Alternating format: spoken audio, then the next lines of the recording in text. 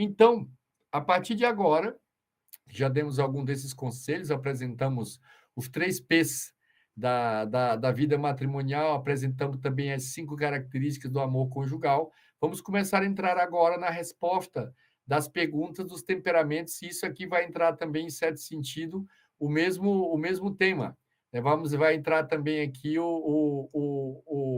a importância da vida matrimonial, a importância do amor a Deus. Uma primeira pergunta das pessoas que fizeram aqui nesta para a mentoria sobre os temperamentos, a pergunta da Nancy.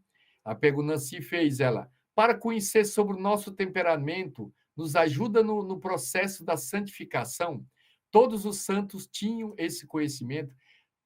São duas perguntas aqui da Nancy sobre o temperamento ajuda o processo de santificação. Ajuda muitíssimo. Ele deve ser considerado como uma das bases da sua vida espiritual. E todos os santos tinham esse conhecimento. Nancy, quero lhe dizer o seguinte, que os santos, mesmo que não conhecessem a doutrina propriamente dos temperamentos, como cada um de nós aqui está tendo a oportunidade de conhecer, os santos tinham uma coisa muito bela.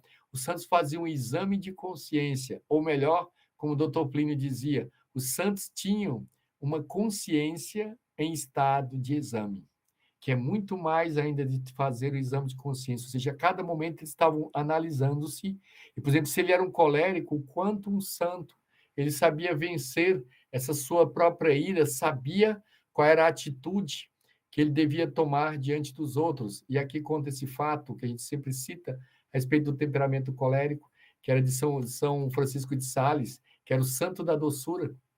Este santo conta que, em vez entrou um protestante para discutir com ele no palácio episcopal dele, ofendeu a este santo, e aí ele ficou ouvindo todo quieto. E é quando aquele homem disse tudo, tinha outras pessoas em torno, em silêncio também, esperando uma atitude de São Francisco de Sales. E aí, quando esse homem saiu, ele disse, perguntaram para ele, mas, excelência, como o senhor permitiu tudo isso? O senhor não fez nada? Aí ele falou assim, eu não fiz nada, porque se eu mexesse com o dedo, eu matava esse homem. Ou seja, esse santo, mesmo que não tenha estudado diretamente o tema dos temperamentos, ele sabia a cólera que tinha dentro dele, a força que tinha diante dele para tomar uma reação. O que é que ele fazia? Resolveu não agir, porque sabendo que se ele começasse a agir, ele não pararia mais. Então, por exemplo, os santos tinham esse conhecimento, eles estudando o seu próprio interior, o seu ser, procuraram vencer os temperamentos. E aí, por isso que a gente sempre repete que os temperamentos não são moletas. Os temperamentos não são ponto de apoio para você justificar os seus próprios defeitos. Os temperamentos nos ajudam a conhecer-se a si mesmo e aí combater a, a, a, os seus próprios defeitos. E aí, nesse sentido, santificar-se. Depois vem uma pergunta da Thaís Souto. A Thaís aqui fez uma pergunta bem pitoresca. Boa noite a todos. Gostaria de fazer a seguinte pergunta. Como nós, fleumáticos, a própria Thaís se apresentou como fleumática, como nós, fleumáticos, fazemos para ter mais paciência com os coléricos? Vejam bem aqui que situação difícil, porque quem é o depósito da humanidade de paciência são os fleumáticos. Os fleumáticos estão pedindo. Aqui, o que faz para ter mais paciência com os coléricos? Não é uma pergunta assim tão fácil de responder por este aspecto, mas justamente isso deve pedir a Deus essa graça da qual Deus concedeu aos fleumáticos, que é justamente a graça da harmonia, essa graça de saber assim compreender esse outro aspecto do fleumático, não compreender aquela força, aquela energia que ele tem, como seja algo somente positivo, mas procurar ajudar o fleumático a direcionar toda essa sua energia de ação, todo esse seu desejo de mudança e ser justamente aquilo que é a característica do fleumático, ser o que? Este óleo, este azeite do convívio social. Então, aprender a contornar propriamente o colérico, porque justamente comentam que de 4 temperamentos, o único que aguenta viver sob uma contínua pressão é justamente o fleumático. Vamos responder agora uma pergunta da Rafaela Caxias. Esta Rafaela que aqui ela vai dizer: Salve Maria. Qual a forma ideal de se analisar o temperamento? Com memórias e referências da infância ou atuais como adultos? Ótima pergunta, Rafaela, porque em realidade eu te aconselho muito mais ainda no início, ao invés de procurar na infância, meramente veja como você reage agora, por quê? Porque a sua reação atual vai lhe dar assim, elementos do seu temperamento de modo muito mais claro. E aí você começa analisando as dificuldades que você passa, utilizando esses dois critérios principais, que qual primeiramente, excitabilidade e durabilidade. A ideia é que você vai compreender um pouco do seu temperamento, excitabilidade, você se excita rapidamente. Se é rapidamente, você tem uma tendência a ser colérica ou sanguínea. E se é durabilidade, se dura muito, é colérica, se dura menos, é sanguínea. Há uma outra classificação que é interessante, digna de nota, que é justamente assim: diante de uma adversidade ou de um problema, para você aquilo causa tristeza ou causa raiva, né? Porque o colérico, diante de adversidade, a primeira coisa que ele reage é com raiva, e não tanto com tristeza, porque a tristeza já, em certo sentido, uma espécie de conformidade com a situação. Então, quem fica com raiva diante de adversidade tende a ser muito mais, no primeiro momento que eu digo, né? Colérico ou sanguíneo, e que tende a se voltar-se, que já é um modo já de entregar os pontos ao início, com mais tristeza, nesse primeiro momento, mais do que raiva, uma tristeza que vem, justamente tende a ser mais um melancólico ou fleumático. Então, aí vem aqui a pergunta também, uma próxima pergunta. Bom dia, padre, salve Maria. Tenho muita dificuldade em analisar o meu temperamento e dos filhos. Parece que em alguns momentos uma mistura de cada. Andressa, exatamente, porque, como eu dizia, nem sempre, raramente uma pessoa tem um temperamento puro. Todo mundo tem um temperamento mescolado, já dizer um pouco em italiano, temperamento um pouco misturado. Logicamente, temos um temperamento dominante, em certo sentido, temos um temperamento que podemos chamar secundário, às vezes é uma classificação que muitos não gostam, mas que, em certo sentido, tem um temperamento que é o mais forte, juntamente com outro.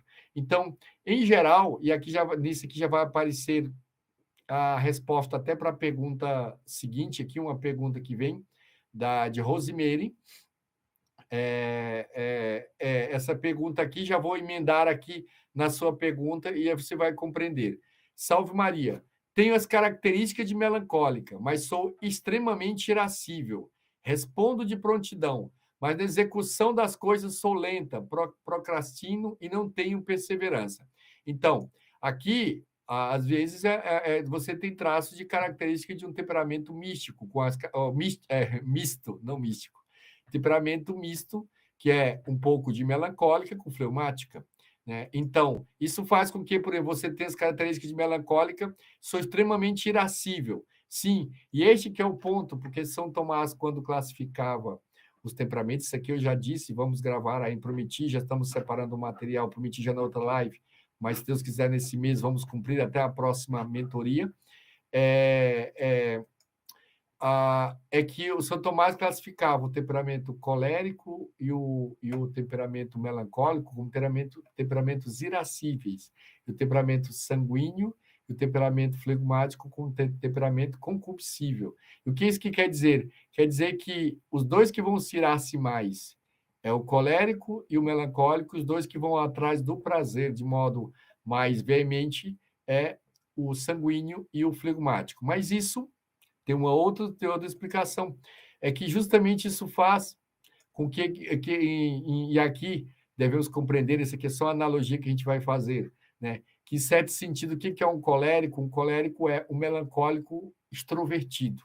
E o que é um melancólico? É um colérico introvertido. Então, o melancólico, ele é uma pessoa cheia de certezas, que ficam só para elas. Né? É uma pessoa que vê todas as probabilidades e aí não tem uma dificuldade de tomar decisão. Então, de procrastinar, porque isso faz com que, por exemplo, ela tenha essa dificuldade de tomar decisão, ela procrastina nas ideias, né? Então, essa é uma característica do melancólico também. E aí vem aqui outra pergunta. Gostaria que explicasse na live sobre traços de um outro temperamento no seu predominante, pois quando fiz o teste, deu 2 temperamentos quase empatados. Um ganhou por pouca coisa diferente. Justamente, aí que nós devemos dizer, para algumas pessoas é muito difícil você definir qual é o temperamento dominante. Por quê? Porque a pessoa acaba confundindo no seu relato certos combates que você tem de correção, às vezes, dos próprios defeitos. Então, faz com que você tenha dificuldade de definir qual é o seu próprio temperamento. Vamos para uma outra pergunta aqui, difícil, da Valquíria.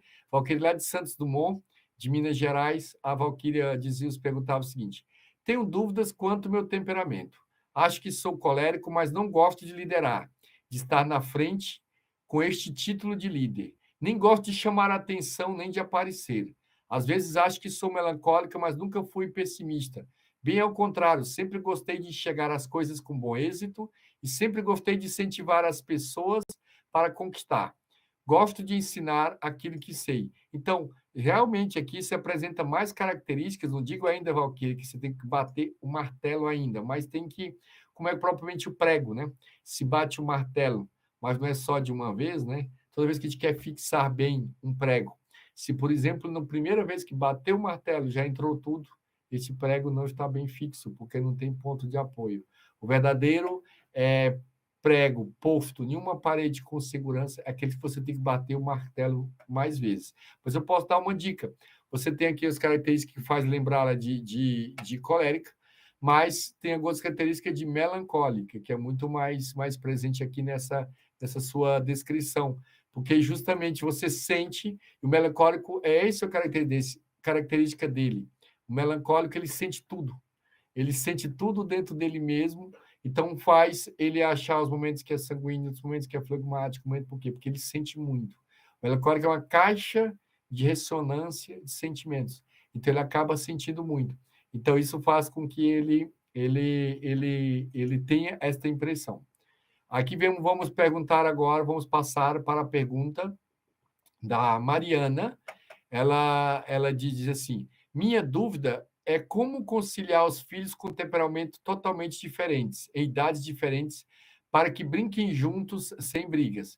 Realmente aí uma coisa muito, muito, muito difícil de fazer, e ainda mais quando junta essas duas coisas. São temperamentos diversos, com idades diferentes. Só isso aqui da idade diferente, além do problema do temperamento, faz com que tenha uma dificuldade de um com o outro, porque, querendo ou não, a diferença de 1 ano, 2 anos, 3 anos, dentro para uma criança, se é para o adulto, para um homem já formado, essa diferença não representa muito, mas uma criança sim, porque justamente os gostos vão variando. Então, o que cabe é, como diz assim, criar, incutir no coração dessas crianças o que é a deficiência de cada um de outro e cada um procurar complementar-se um com o outro. Vamos aqui para a pergunta, temos que responder rápido as perguntas. A pergunta da Patrícia. Minha filha tem 10 anos e acredito ser sanguínea. Sempre alegre, falante, cheia de ideias, mas tem dificuldade de manter o foco nas aulas e também estudar. Fazemos acompanhamento com fonoaudióloga porque há pouco descobrimos que ela tem dislexia. Como auxiliar nos estudos e manter o foco? Bem, como a mãe própria relatou, a mãe acredita que ela tenha o temperamento sanguíneo, e justamente o sanguíneo, quando ele às vezes é no estado assim mais avançado, ele normalmente, como já dissemos, ele vai ter às vezes um diagnóstico falso de transtorno de déficit de atenção. Mas aqui já vou estar respondendo outra pergunta que vem mais avante, que vem mais à frente. É que, justamente, às vezes, o temperamento não exclui, ou como o outro perguntou aqui, não neutraliza um transtorno. A pessoa pode ter, por exemplo, se ela já é sanguínea, e ela pode ter também o TDAH, então ela vai ter muito mais ainda essas características da distração, ela vai ter essas características da da falta de foco, da falta de concentração. Porque às vezes pode ser que ele tenha o TDAH e a mãe pense que ela seja sanguínea, e não é. Pode ser que ela seja sanguínea e a mãe pense que ela tem TDAH, e não é. Mas pode acontecer, e acontece com frequência, que ela tem os dois.